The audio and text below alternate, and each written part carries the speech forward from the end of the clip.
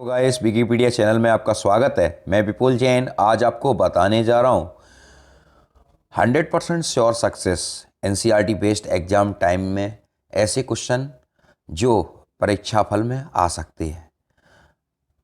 ठीक है, मैं आज चैप्टर 7 यानी ट्राइंगल से लेकर वृत्त के पृष्ठीय क्षेत्रफल तक के क्वेश्चन को हम बताएंगे। जिन विद्यार्थियों की तैयारी बराबर चल रही है वो प्रश्न अवश्य देखें जिससे उनके अच्छे से अच्छे नंबर आ सकें। देखते रहिए विकिपीडिया चैनल। जय जिनेंद्र।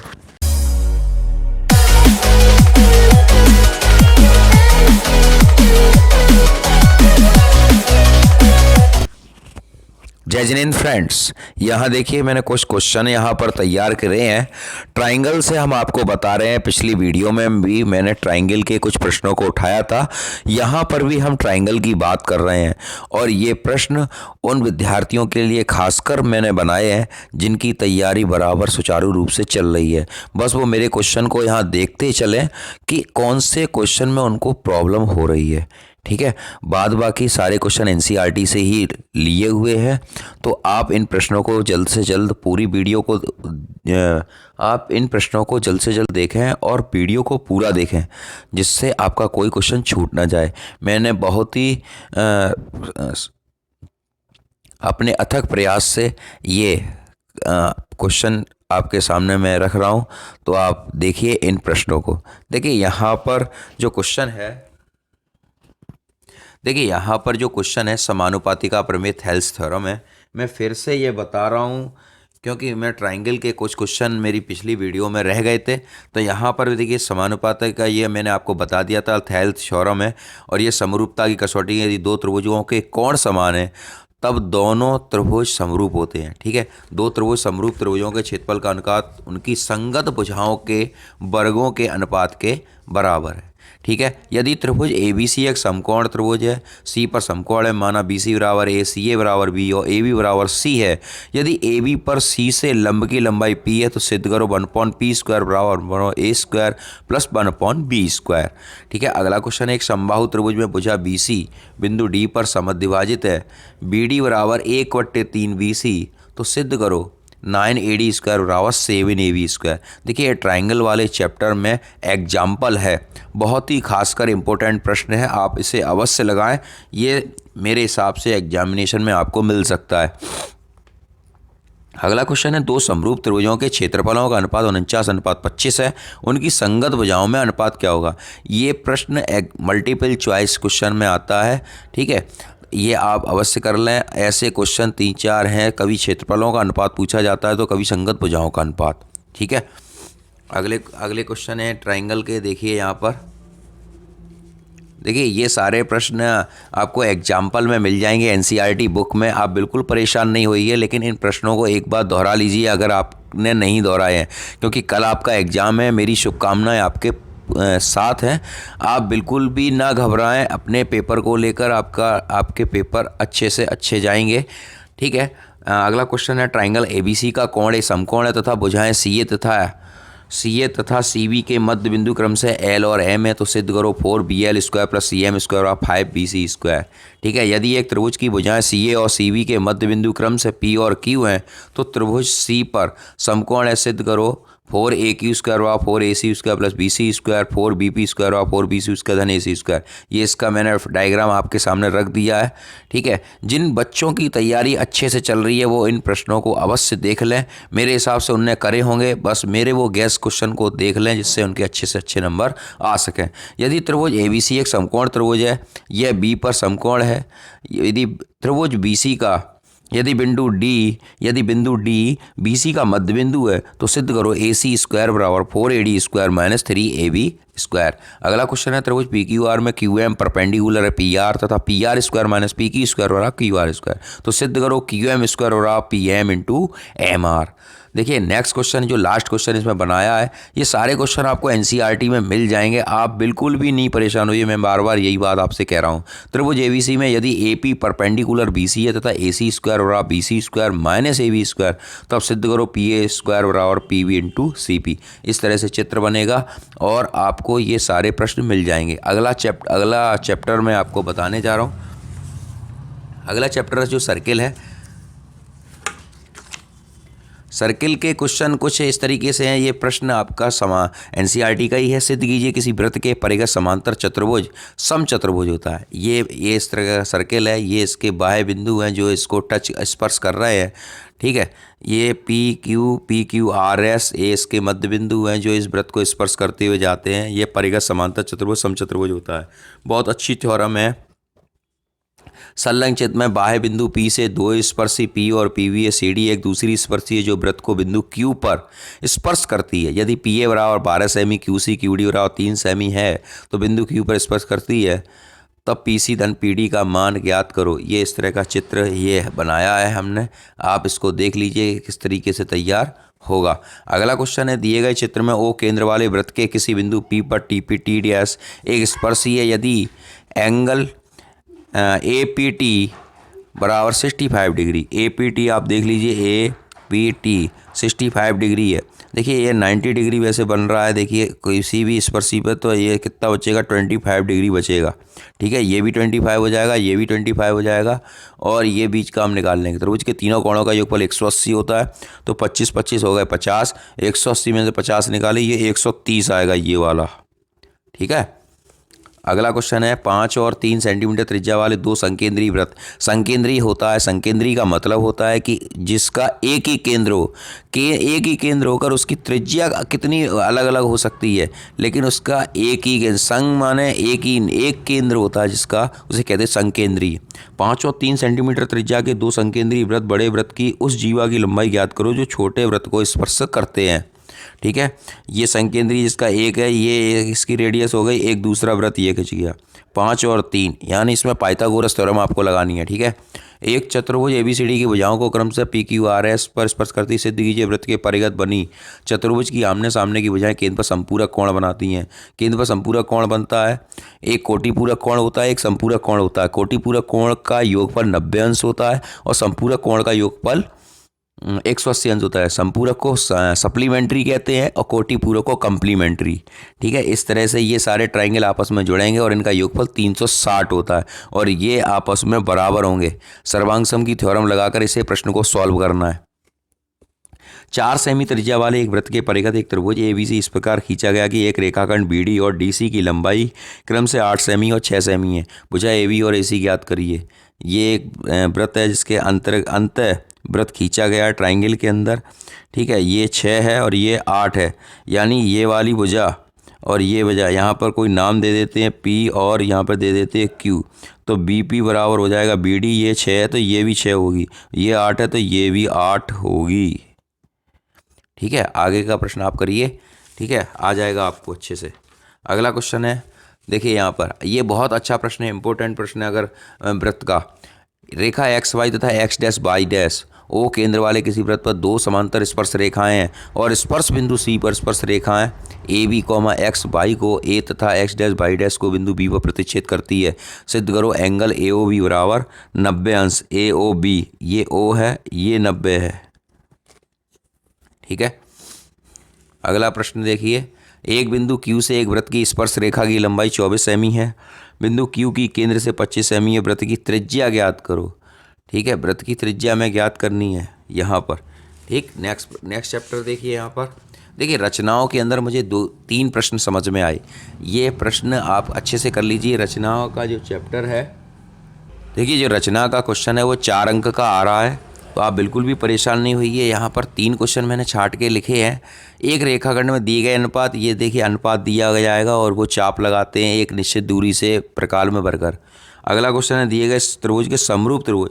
मुझे समरूप वाला इंपॉर्टेंट ज़्यादा मालूम पड़ रहा है। आप समरूप वाले त्रिभुज को बिल्कुल भी ना इसे अवॉइड करें, इग्नोर करें, इसे आप अच्छे से लगा लें। और किसी बाह्य बिंदु से ऐसे वृत्त पर स्पर्शी खींचना जिसका केंद्र ज्ञात हो। एक बाह्य बिंदु है, इस पर 2 स्पर्शी रेखा खींची जाएंगी, ठीक है। अगले प्रश्न की तरफ चलिए। देखिए त्रिकोणमिति के बारे में मैं एक बात आपको बताना चाहता हूँ। आपके हाथ में शायद मेरे हिसाब से 15 मिनट पहले कॉपी आ जाती होगी, ठीक है। तो 15 मिनट पहले कॉपी आती है तो उसका सदुपयोग किया जाए त्रिकोणमिति के हिसाब से।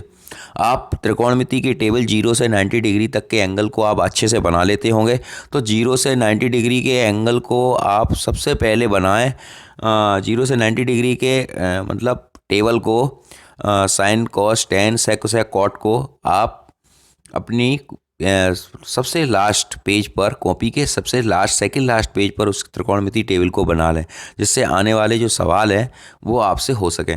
मैंने यहाँ पर देखिए बहुत सारे मैंने क्वेश्चन लिखे हैं। वैसे त्रिकोणमिति में कोई क्वेश्चन इंपॉर्टेंट नहीं होता, वहाँ टाइप इम्पोर्टेंट होती है। ठीक है, क्वेश्चन तो उनके बनते रहते हैं और बिगड़ते रहते हैं, लेकिन टाइप मोस्ट इम्पोर्टेंट है। यहाँ देखिए 3 cot A बराबर 4, तब ज्ञात कीजिए साइन थीटा और सेक थीटा का मान। ठीक है, 4 साइन थीटा बराबर 3 cos थीटा, सिद्ध कीजिए 12 sign theta minus 7 cos theta बराबर 8 sign theta plus 3 cos theta बराबर 2/9। अगला क्वेश्चन है त्रिभुज PQR एक समकोण त्रिभुज है। कोण Q बराबर 90 अंश तथा PR धन QR बराबर 25 सेमी, PQ बराबर 5 सेमी, sine P cos P tan P का मान ज्ञात करो। टेन थीटा बराबर A/B, ये प्रश्न मुझे अच्छा लगता है। टेन थीटा बराबर, यहाँ पर साइन थीटा और कॉस थीटा है, ऊपर भी साइन थीटा कॉस थीटा है। टेन थीटा का जो फॉर्मूला होता है वो होता है साइन बट्टे कॉस होता है। तो यहाँ पर अगर हम कॉस थीटा को कॉमन ले लेते हैं या B cos थीटा पूरा कॉमन ले लेते हैं तो हमारा काम बन जाएगा। ठीक है, यहाँ से B cos थीटा अगर हम कॉमन लेते हैं तो हमें टेन थीटा मिल जाएगा, और टेन थीटा की वैल्यू A/B होती है।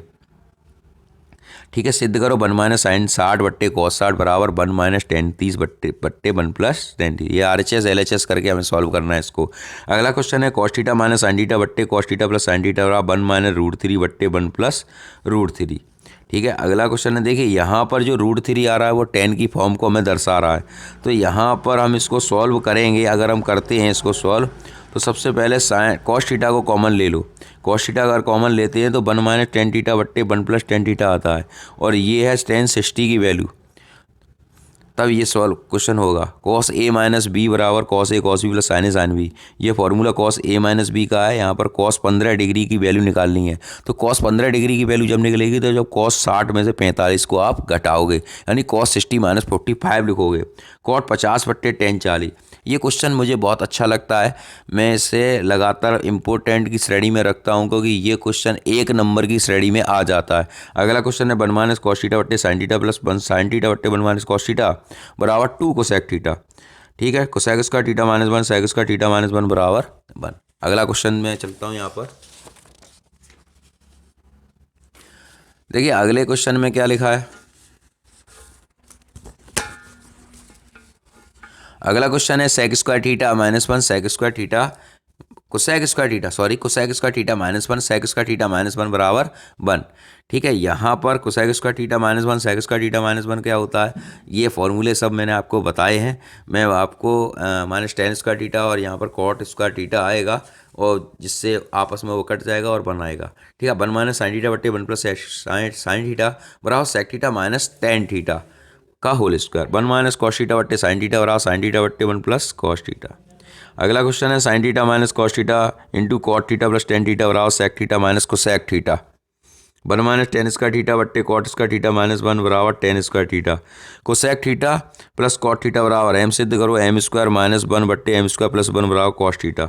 Sine theta plus cos theta बराबर √3। तब tan theta plus cot theta का मान क्या होगा। Cosec theta minus cot theta का होल स्क्वायर क्वेश्चन मार्क लगा है। यहाँ पर क्या मान होगा, यहाँ पर आपको ज्ञात करना है। 9 sec square A minus 9 tan square A की वैल्यू क्या होगी। 9 यहाँ से कॉमन निकालेंगे, sec square theta minus tan square theta बराबर होता है 1। ठीक है, यानी इसकी वैल्यू आ जाए, इसका आंसर जो आ जाएगा वो 9 आएगा। ठीक है, अगले इस चैप्टर की तरफ चलते हैं। देखिए ऊंचाई दूरी के जो प्रश्न हैं,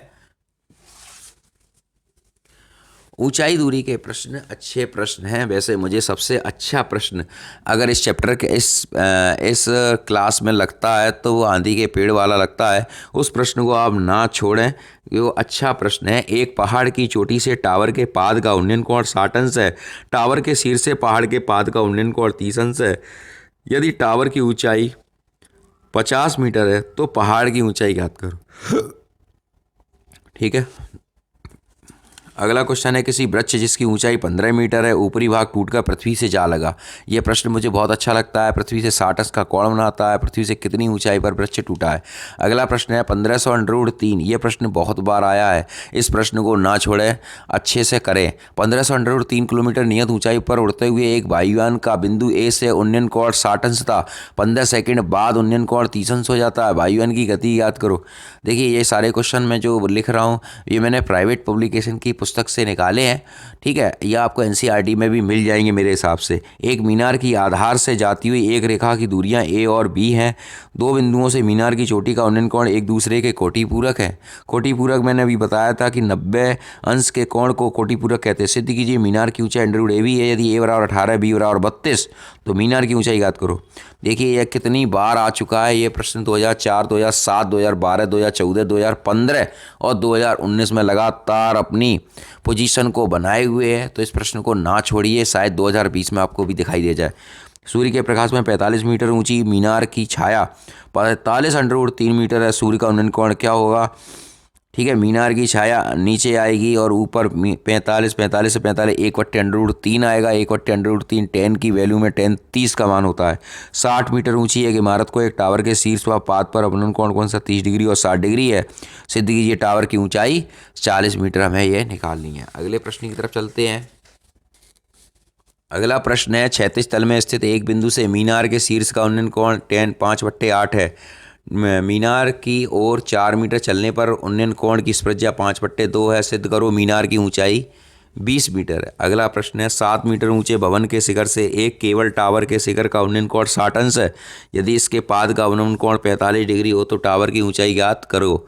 देखिए, यहाँ पर मैंने इसको चित्र बना दिया है। 7 मीटर ऊंचे भवन के शिखर से एक केबल टावर के शिखर का उन्नयन कोण 60 अंश है। ये 60 अंश बन गया। इसके पाद का अवनमन कोण 45 अंश है, यानी ये पाद है। ठीक है, यानी पैर का अवनमन कोण 45 है। टावर की ऊंचाई मैंने यहाँ h मान ली है। ठीक है, अगला क्वेश्चन देखते हैं। देखिए, ये प्रश्न मेरे सामने नया आया है इस बार। एक बिजली के खंभे पर बिजली मिस्त्री के 4